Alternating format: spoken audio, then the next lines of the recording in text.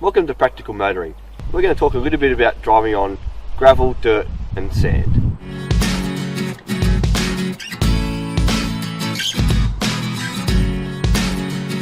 When we're driving on gravel, we want to try and keep the speeds down slightly to ensure that we have enough time to react to the conditions, whether it be driving around a corner or up a hill or actually braking itself. Travelling on dirt or gravel, especially in a convoy, we have to be very aware of the dust. In outback areas in Australia, we can come across bull dust or gravelly roads where it may need us to actually slow down and maintain a gap of 100, 200, even up to 500 metres between vehicles to ensure that we have enough visibility to see the road and make correct decisions. Driving on sand comes down to a couple of key points. 1, momentum, and 2, tyre pressures. We really need to consider what sort of tyre pressures we want to run to be able to create that nice flotation. The main key with tyre pressures is we're not increasing the width of the tyre, we're increasing the length of the tread.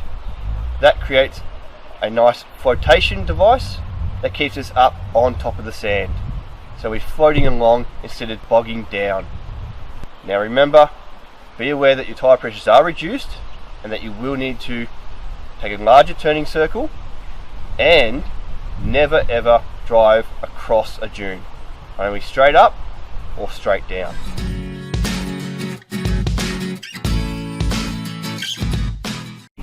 Welcome to Practical Motoring. I'm CarAdvice and we're going to talk a little bit about driving in mud. Now mud is one of those mediums that can be a lot of fun but can also catch us out very easily.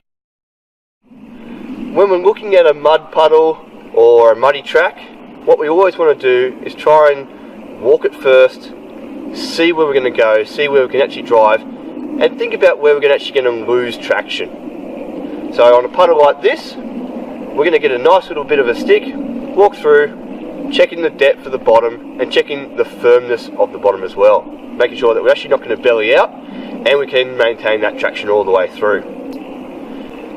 Then what we're going to need to do is actually generate and maintain a little bit of momentum. So we are going to spin wheels possibly through mud. We're not talking speed, but we will need a little bit of momentum to actually carry us through and churn through the slop. We don't want to stop in the middle, because if we stop in the middle, we may not be able to get going again.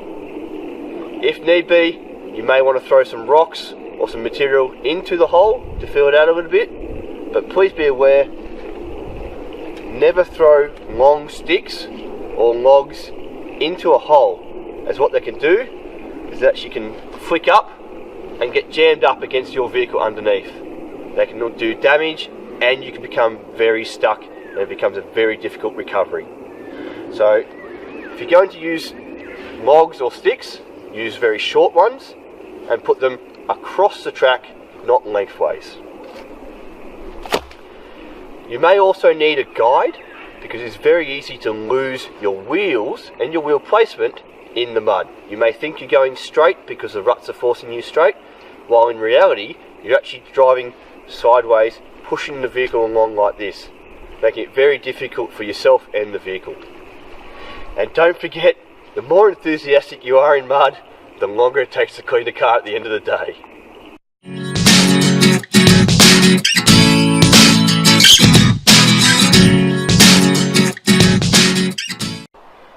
Welcome to Practical Motoring. I'm CarAdvice and we're going to talk a little bit about traversing rocks and ruts.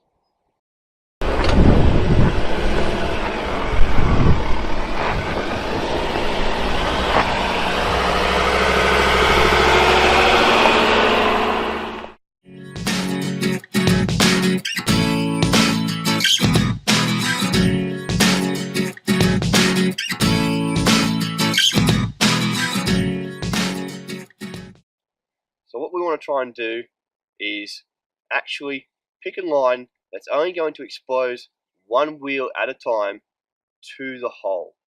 That way we maintain traction on 3 wheels as much as possible.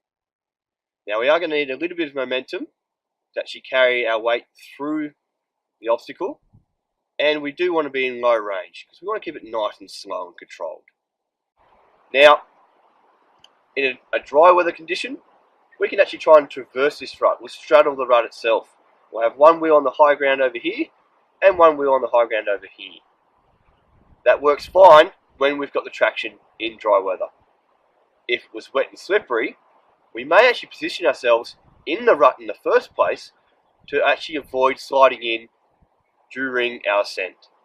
If we slide in, we may hit the side of the rut and actually do damage to the wheel or tyre, panel damage, or in a worst case scenario, carry our momentum and roll the vehicle over.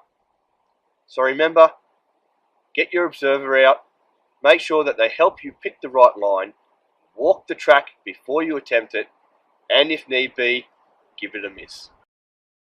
When we're climbing rocks, there's a few techniques that we want to use to try and maximize the available traction and make life easier for the vehicle itself and for us driving. First of all, we may want to lower our tyre pressures. What that does is it allows us to have a better grip on the terrain. If, like in our Ford Everest here, we have a rock mode, we would actually program that in on our vehicle. That is going to give us the best advantage we can have. While we're climbing, we may also want an observer so we can actually maintain that correct line and maintain the correct speed.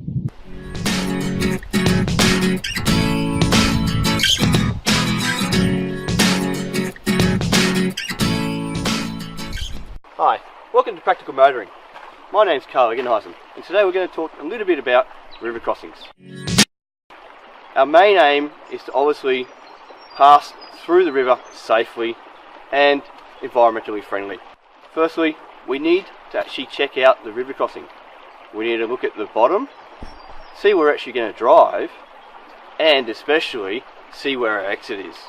We're about to enter our river now, so we have checked our depth and we've checked the surfaces underneath and obviously our exit as well.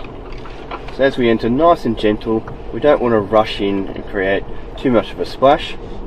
What we're doing is we're generating a nice even bow wave. So we are in low range in drive in this automatic. If we're in a manual, we would be in second gear.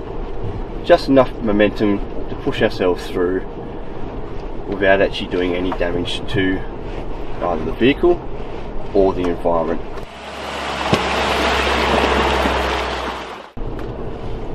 And as we come to our exit, what we will do is actually just pause slightly in the water to allow the water to actually drain out of the vehicle. It does two things. One, it stops the erosion on the track, and two, it also helps the vehicles behind, giving them a more solid base to exit the river.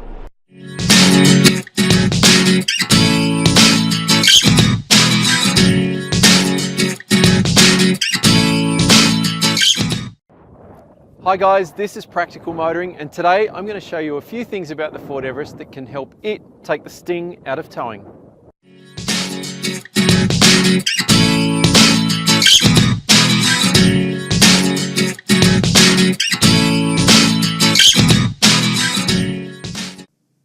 The Ford Everest offers permanent four-wheel drive and a grunty 3.2 litre 5-cylinder turbo diesel mated to a 6-speed automatic transmission. One of the features that makes towing life much easier with the Everest is its reversing camera, which shoots out a virtual line from the tow bar, allowing you to reverse up to your trailer perfectly.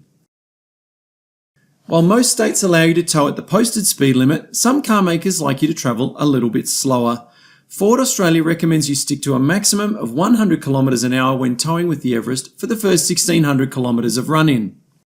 To help counteract the dreaded trailer sway, the Ford Everest features trailer sway control, which is built into the stability control system and can help counter the trailer's sway by braking individual wheels on the vehicle and even reduce engine power if necessary. The Ford Everest Titanium has a 3,000 kilo brake towing capacity and a 300 kilo tow ball download.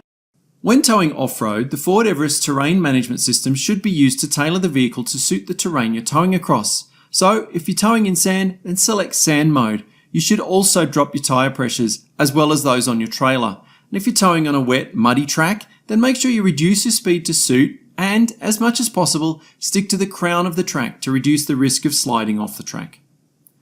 Designed and engineered in Australia with towing in mind, the Ford Everest is a robust towing platform that can take you from the boat ramp to the back and beyond.